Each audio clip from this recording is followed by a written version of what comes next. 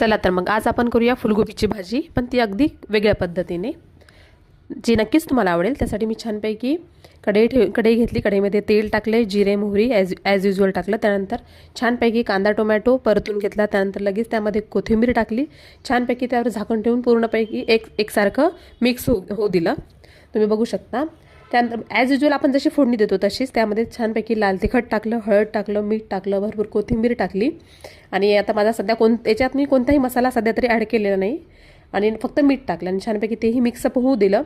आणि त्यानंतर आपण छानपैकी स्वच्छ धुवून घेतलेली बारीक केलेली फुलकोबी त्यामध्ये टाकली।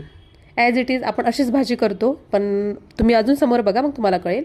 तर छानपैकी यामध्ये ही टाकून घेतली, छानपैकी छान परतून घेतले, तुम्ही बघू शकता।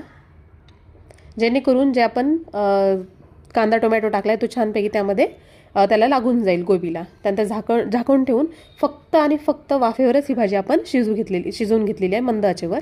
अजिबात त्यात पाण्याचा वगैरे वापर सुद्धा करायचा नाहीये, वाफेनेच ती भाजी शिजून जाते।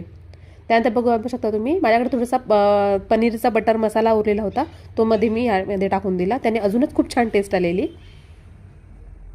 त्यानंतर लगेच ते सुद्धा मी छानपैकी मिक्स करून घेतलं, कारण आता बऱ्यापैकी 80% तरी भाजी छानपैकी शिजलेली होती।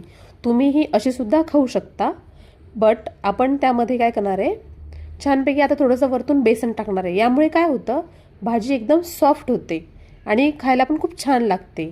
तुम्ही नक्कीच करून बघा। असे छानपैकी मिक्स केल्यानंतर त्यावर परत आपल्याला झाकण ठेवायचं आहे। आणि झाकण नेहमी का ठेवावं लागते, कारण आपल्याला ही भाजी फक्त आणि फक्त वाफेवरच करायची आहे, अजिबात पाण्याचा वापर देखील करायचा नाही आहे। तुम्ही बघू शकता की त्याला पाणी सुटून येते आणि छानपैकी भाजी पण आपली शिजली जाते। तर आता प्रोसेस आलेली आहे आपली बेसन टाकून, म्हणजे आधी भाजी शिजल्यानंतर आपल्याला बेसन टाकायचं, आधी टाकायचं नाही, आणि ते बी थोड्या हलक्या हाताने टाकायचं ते पण आपल्याला। तुम्ही बघू शकता व्हिडिओमध्ये दाखवल्याप्रमाणे थोडं बेसन टाकायचं, परत थोडी परतून घ्यायची, परत थोडंसं बेसन टाकायचं, एकदाच बेसन टाकायचं नाही, नाहीतर ते एकाच ठिकाणी चिटकून राहतं। त्यामुळे थोडंसं टाकून छानपैकी मिक्स करून घ्यायचं आहे। ही स्पेशल माझ्या आईची रेसिपी आहे, तुम्ही नक्कीच करून बघा। दिसायला पण जेवढी डिलिशियस लागते तेवढी चवीला सुद्धा भन्नाट लागते, नक्कीच करून बघा। थँक्यू।